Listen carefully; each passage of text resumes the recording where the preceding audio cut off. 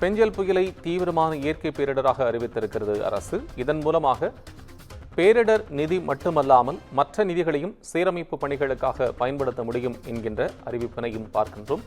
அரசு இதழில் இந்த அறிவிப்பு வெளியாகி இருக்கிறது என்பது கூடுதல் தகவல். தமிழ்நாடு அரசினுடைய பேரிடர் மேலாண்மை துறையின் சார்பில் அரசு இதழில் இந்த அறிவிப்பு வெளியாகி இருக்கிறது. சீரமைப்பு பணிகளை மேற்கொள்வதற்கான நிதிகளும் இதில் பயன்படுத்திக் கொள்ள முடியும் என்கின்ற தகவலையும் பார்க்கின்றோம். தமிழக அரசினுடைய இந்த அறிவிப்பு தொடர்பான விவரங்களுடன் தலைமை செய்தியாளர் சிவா இணைப்பில். சிவா, விவரம்.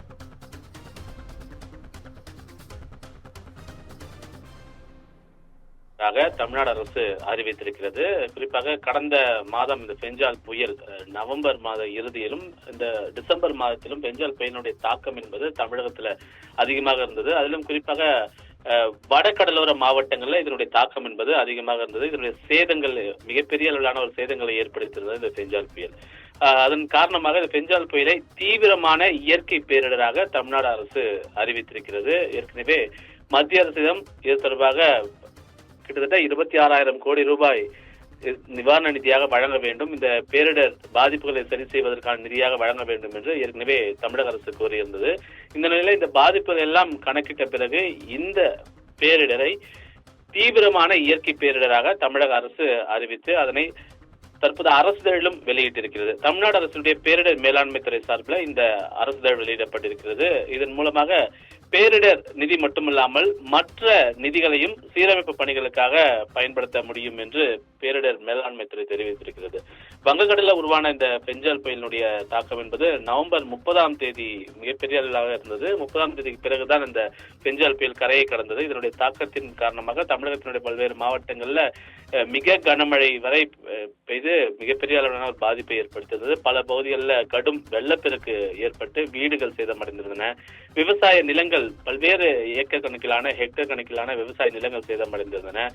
குறிப்பாக சொல்ல வேண்டும் என்றால் விழுப்புரம் மாவட்டம், கள்ளக்குறிச்சி மாவட்டம், கடலூர் மாவட்டம் ஆகிய மாவட்டங்களில் இதனுடைய தாக்கம் மிகப்பெரிய அளவிலான பாதிப்புகளை ஏற்படுத்தியிருந்தது. திருவண்ணாமலை, தருமபுரி, கிருஷ்ணகிரி ஆகிய மாவட்டங்களில் கூட சில பகுதிகளில் மழையினுடைய அளவு வழக்கத்தை விட அதிகமாக இருந்த நிலையில புயல் வெள்ளத்தினால் உயிரிழந்தவனுடைய குடும்பத்திற்கு இழப்பீடு தொகையாக ஏற்கனவே அரசு 4 லட்சமாக இருந்ததை 5 லட்சமாக உயர்த்தி தற்போது அதனையும் அறிவித்திருக்கக்கூடிய நிலையில விழுப்புரம், கடலூர், கள்ளக்குறிச்சி ஆகிய மாவட்டங்கள்ல 2 நாட்களுக்கு மேல் இந்த மழை வெள்ளம் சூழ்ந்து வாழ்வாதாரம் பாதிக்கப்பட்டிருக்கக்கூடிய குடும்பங்களுக்கும் தமிழக அரசின் சார்பாக நிவாரணங்கள் அறிவிக்கப்பட்டிருந்தன. ஒவ்வொரு குடும்ப அட்டைக்கும் 2,000 ரூபாய் வழங்கப்படும் என்பன போன்ற அறிவிப்புகள் எல்லாம் கொடுக்கப்பட்டிருந்தன.